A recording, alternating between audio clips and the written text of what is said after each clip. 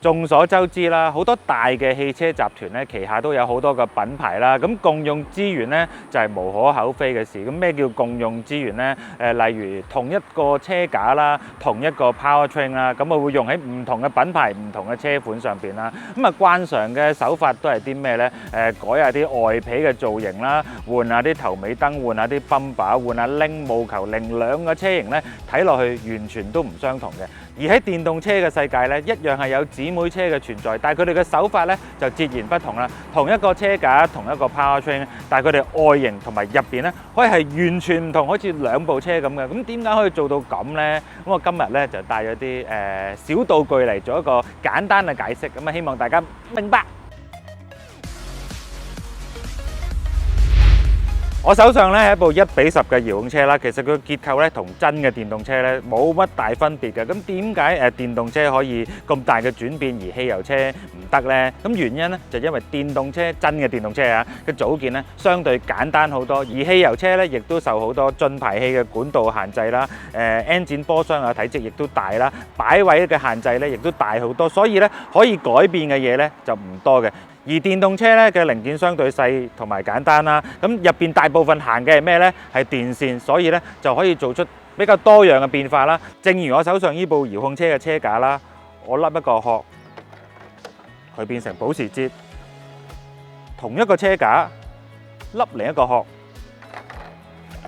佢就變成咗法拉利啦。就係咁簡單嘅就係個理論。而我哋今日介紹嘅車係咩呢？噔噔就係 Kia 嘅 EV6。佢嘅同集團姊妹車就係 Hyundai 嘅 Ioniq 5。Ioniq 5咧就開宗明義係一部 SUV 啦。咁 EV6咧咁啊截然不同嘅風格啦。佢哋比較走呢個大型 GT 嘅路線啦。外形係完全唔同，亦都有好多好特色嘅設計啦。咁啊，據聞佢哋都係同樣都係最頂層嘅集團嘅總設計師筆下嘅分支啊。但係兩個唔同嘅派別啦。而呢架車嘅設計咧，亦都攞咗好多各國嘅設計大獎啦。咁啊，你問我點樣睇呢部 EV6咧？我又覺得佢嘅設計咧有好多地方咧值得論嘅喎。咁啊，首先咧，我覺得個車頭嘅部分咧有少少福士 ID 系列嘅味道啦，而車尾就大部分車迷都認同㗎啦，就係好似一部實加圖化咗嘅 Aston Martin 嘅 Shooting Brake 啦之類嘅車啦，尾燈嘅設計同埋個鴨尾亦係尤其是啦。但係有個好得意嘅地方咧，我亦都留意到啦，我之前都講過啦 ，Ioniq 嘅 C 柱咧就好似 Integrale 啦，而 EV6 嘅 A 柱車頂去到 C 柱嘅線條咧，又好似 Lancia 另一部車喎，似咩車咧？Stratos， 唔通佢哋嘅設計師都有一份迷戀意大利設計嘅情操喺入邊？而喺車身尺碼方面咧，兩部車都係唔同嘅。EV6 咧就係長啲、窄啲、矮啲 ，wheelbase 咧亦都縮短啲。電動車嘅世界咧就係咁過癮㗎啦，可以好多嘢唔同㗎，可以。咁啊，講到一部咁萬眾矚目嘅車，得我一個講，會悶啲係嘛？咦，睇到真車嘅感覺又完全唔同喎！我相信咧，比較中意跑化嘅車主咧，就會中意呢部車。等我講下女士嘅睇法。你打開，等我講。我從女性嘅角度咧，覺得呢部車咧個感覺咧個肌肉感都幾強嘅，即係下半身咧好拋啦，好肌肉感嘅。上半身又好窄啦，嗰個比例幾得意嘅。坐有個字喎，叫 Opposite United。雖然我唔係好知咩意思啦，我亦都問過廠類似就話。即係好啲對比會好強烈咁解啦，即係以往 Kia 嘅身上你未必會揾到呢啲元素嘅，但係咧我自己又覺得咧呢部車嘅外形咧就真係正如我所講啦，就係中意啲跑化車主咧就會中意嘅，尤其是個尾翼啦，佢啲線條咧，譬如啲側鏡啦，好多線條嘅設計。嚟香港咧就有3個版本嘅，今日咧代理開出呢部咧就叫做入門版啦。入門版呢個車價咧就34萬8，個頂級版咧就叫 GT Line 版啦，話價錢貴好多喎，去到49萬8嘅。呢啲價錢咧都係1換1嘅價錢嚟嘅。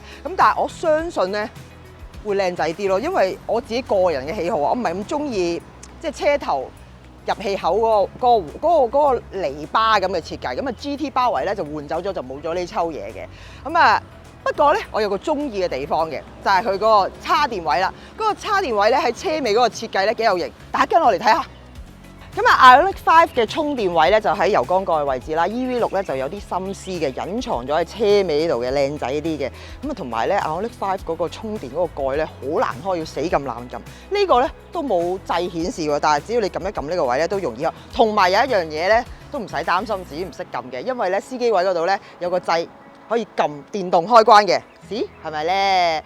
咁 EV6 咧就同 Ioniq 5一樣啦，廠咧就話對應呢個800伏嘅電壓系統，不過呢部係入門版啦，咁啊電池係細啲，咁啊個電壓系統又冇咁勁嘅，電池咧就58個 kWh 嘅鋰電池鋪晒車底啦，咁咧佢可以最多就食到180個 kW 嘅快叉，咁啊大概半個鐘內咧就可以叉到80噶啦。如果譬如香港普遍市面最多嘅50個 kW 嘅快叉啦，咁就大概63分鐘到啦。如果用11個 kW 嘅中叉咧，就大概6個鐘頭內咧就可以叉滿㗎啦，咁啊講到我哋最關心，係我最關心嘅車尾箱，開俾大家睇下。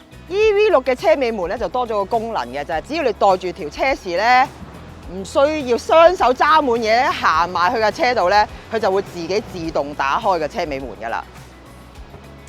呢個時候可能大家都好擔心，我袋住條車匙唔小心行過去又打開，我咪好驚。咁剛才咧我哋都測試咗，我再試俾大家睇下。咁咧，只要咧喺佢響第一下嘅時候咧，你咧行開咧，佢就即刻唔會開嘅。咦？佢反應好快啊！我一行開，嗱，我一行開佢又唔叫啦，我一行埋嚟佢又叫啦，我又行開佢又唔叫啦。OK 嘅，即係佢都醒目嘅，未至於咧係又幫你開，唔係又幫你開嘅。咁啊，講下個尾箱容量啦。大家唔好以為佢唔係 SUV 個容量就好細啦，個容量都幾唔錯喎，幾啱我喎。個尾箱嘅容量咧就去到490 Lit 啦，咁啊佢啊平台下面咧都有2塊層板嘅，有少量個位置俾你擺下啲細細件嘅嘢啦。咁啊車頭都有個，車頭咧就有52 Lit 啦。咁如果仲唔夠擺嘅咧，就可以呢度兩側有個手把位咧，一接咧就可以接咗個椅背啦。咁就去到1300 Lit 嘅容量嘅。至於性能方面啦，交俾你一個人。Donny， 今日我哋試一架咧就係入門版嘅，咁啊輸出咧就係170匹，35.7個 kgm， 即係350個 Nm 啦，續航距離有394個 kilo， 咁就大家聽落係咪有啲熟咧？其實就即係同 Ioniq 5個入門版一模一樣啦，連加速時間一樣啊，8.5秒啊！咁試車我哋一間會試噶啦，而家我哋入去車廂睇下裏邊咩設備先。誒，有人喺裏邊噶喎，我入去睇睇先。喂 ，Donny， 等你好耐啦。你啊，嘆冷氣啫喺度。好舒服啊！啲冷氣幾涼嘅，首先第一樣個，同埋有出風口嘅。而家喺個 B 柱度射住我。電動車嘅好處梗係可以停車煲冷氣嘅，大佬唔煲我傻啊！咁啊，我哋湧入嚟後排咧，最大嘅原因就係我都好好奇，即係一個咁破格嘅設計啦，即係上窄下闊咧，會唔會個後排嗰個局促感好強嘅？咁事實話俾我哋聽，即係個車窗個位係窄嘅，咁啊加上呢個版本咧就冇天窗，咁啊開揚感咧就真係爭啲嘅，但係空間感咧係夠嘅個腳位嗰度。即係少咗個 wheelbase 係咪好影響個 legroom 咧？又唔係嘅，但係咧受制於佢個車頂個造型設計咧，頭頂咧。真係，哇！你好明顯係啱啱緊啊，係啊，都有機會呢個位就揞到啦。但係肩位幾闊落嘅，即係唔會膊頭逼膊頭嘅。即使有一個咁重量級人馬坐咗喺中間都冇問題。同埋你個腳位擺中間都得啊。OK 啊，係啊，都 OK 啊。因為佢個地台係全平嘅。咦？冇咗個手動車光點喎。咁啊，充電位個位置都特別嘅，就唔係一般大家都以為嘅一個中間中軸。嗰個冷氣出風位，佢就喺個前座嘅兩側嘅，仲要係Type C 喎。冇錯。咁得意嘅，一間廠係 USB， 一間廠係 Type C。但係我唯一仲有另一個 concern 就係佢前面張凳嗰個造型都幾壓榨嘅，咁所以咧即係加上去即係上面好窄啦，咁變咗你大家望下四周嗰個視線範圍咧，嗰個開揚感係爭少少，不過揀得呢款嘅。同埋我哋接受呢個，我哋呢個版本嘅呢個後座咧就冇電動嘅調校啦，亦都冇得移前移後嘅。但係咧佢都可以手動咁控制到話係咩啊？我挨後，可以挨後嘅。唔想直接比較，但係都忍唔住要比較。張凳嘅 supporting 係 OK 嘅，但係無奈咧對手Ioniq 5嗰張就真係好舒服。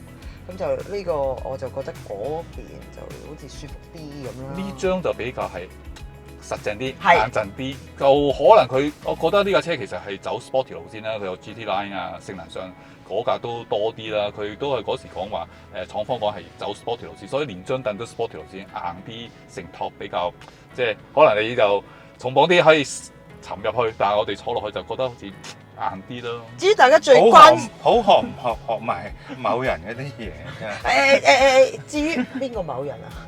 邊個某人？至於大家最關心嘅 V2L function， 俾個大比例嚟睇下。我親戚下邊係冇嘢插嘅。因為咧EV6咧係要 option 加嘅，咁啊實質嘅價錢咧仲未定嘅，咁啊約莫1000零2000蚊喎。代理話我哋都幫大家問咗做咗功課嘅，咁啊手枕都有嘅，杯架都有，不過呢個重量級人馬遮住咗。我反落嚟係有要同埋杯架嘅。唔好講咁多，去前面睇下。好，佢哋兩個去到前座啦，我留守喺後排攻擊。係。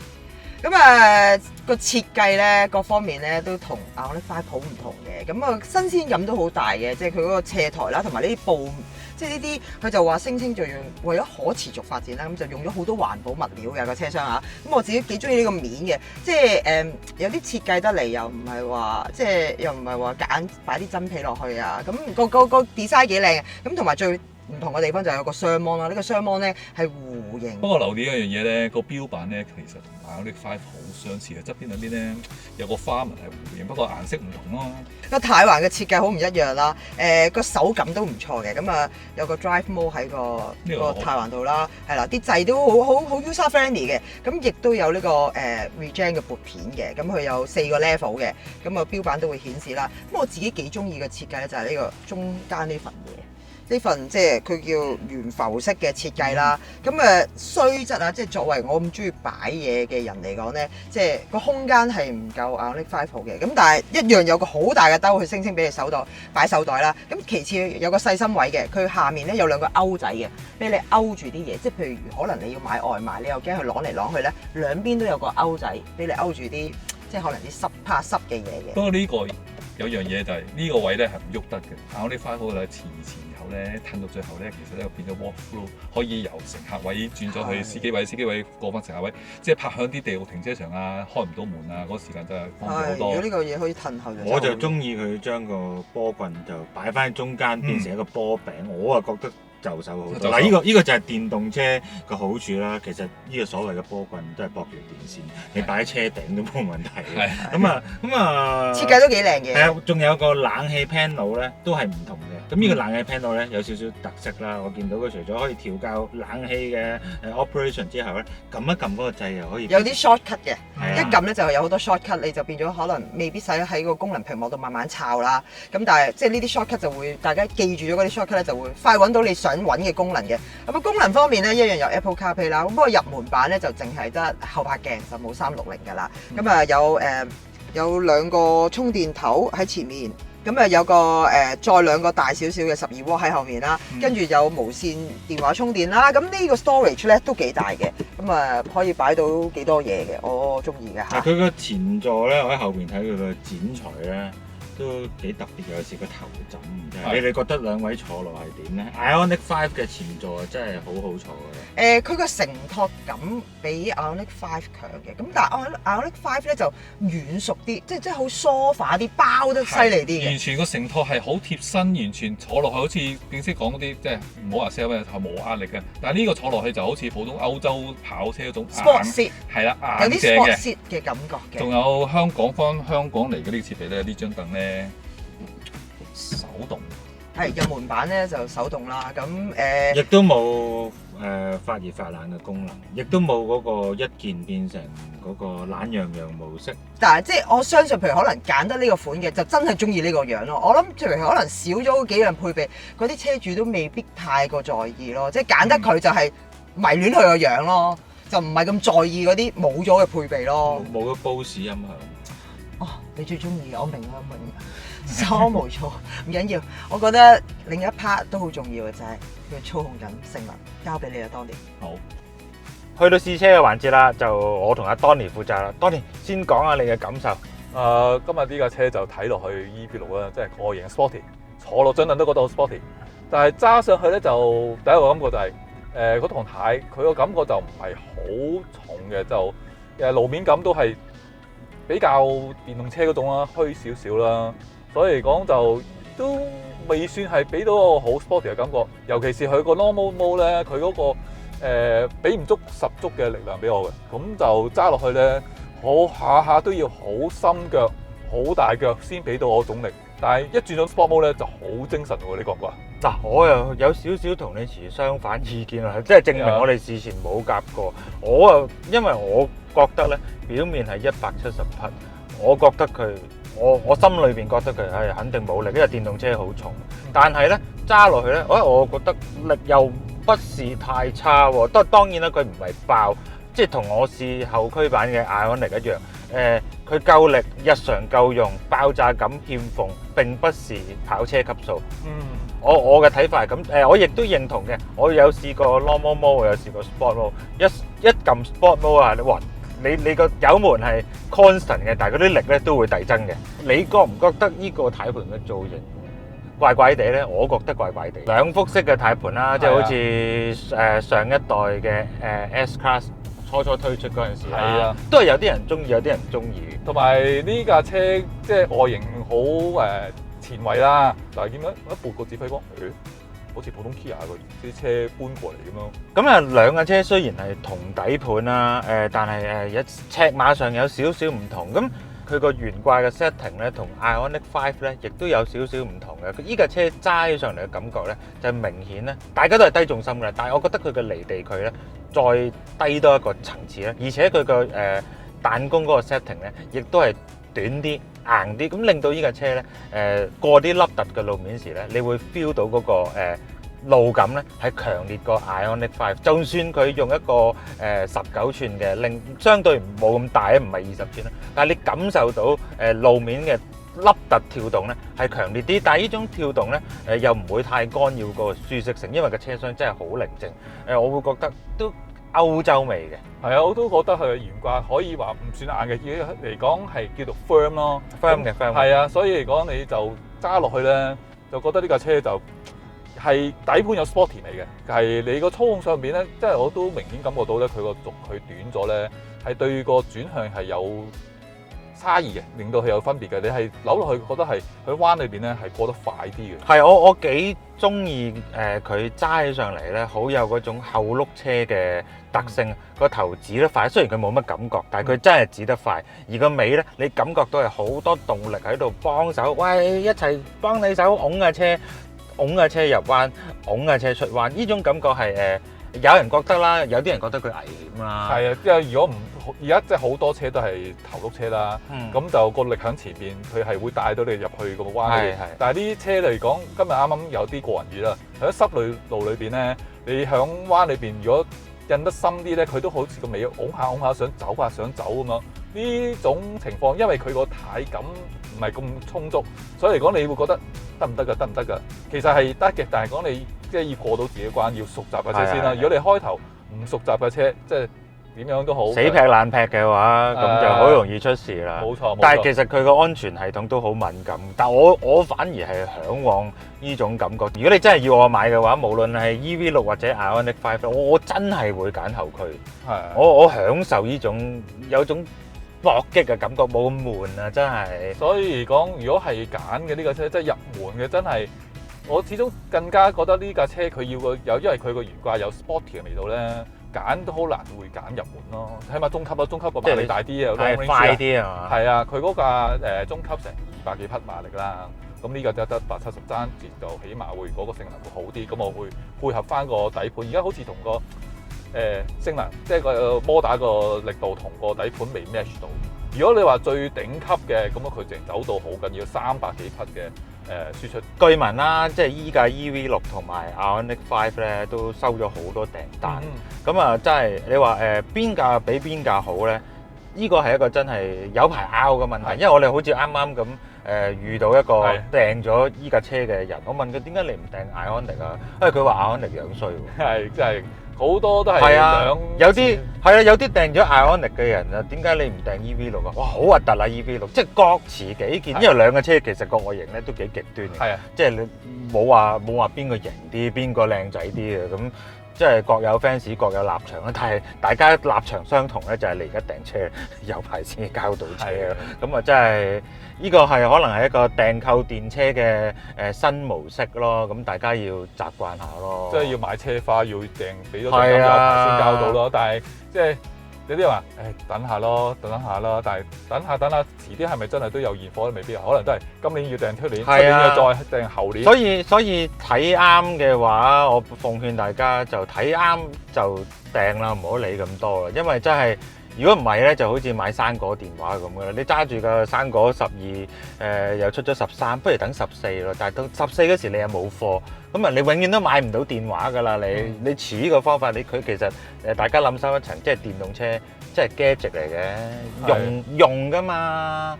即係咪一定要最新咧？咁啊唔需要啦。所以睇啱款，覺得啲 spec 吸引嘅，咪訂車咯。到時再睇下我哋試車講得啱唔啱，咁你咪知道自己有冇買錯咯。冇錯，係咪？通常聽我哋講都唔會買錯嘅。係啱啊，冇錯。咁啊，今日條片啊嚟到呢度啦，咁啊又要俾阿詹試，阿詹都好想試嘅。咁啊，中意我哋嘅觀眾咁啊，大家記住 CLS 我哋啦。咁啊，再有其他電車，我再為大家測試。仲有一樣嘢啊，記住啊，我而家出咗個 YouTube 咧，出咗個 Super Fans 嘅。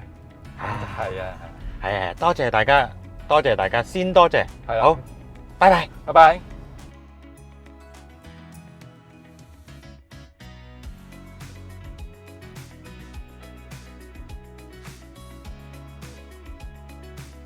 剛才條片係咪好好睇呢？係我哋嘅團隊好用心去製作嘅。如果你想支持我哋嘅話呢 YouTube 咧最近多咗個 Super Fans 功能，喺 like 掣旁邊有個心心，撳入去咧可以揀選支持我哋嘅金額，再按照指示就完成㗎啦。你哋嘅少少支持咧，可以令到我哋行得更遠，拍更多好嘅影片俾大家睇。多謝大家！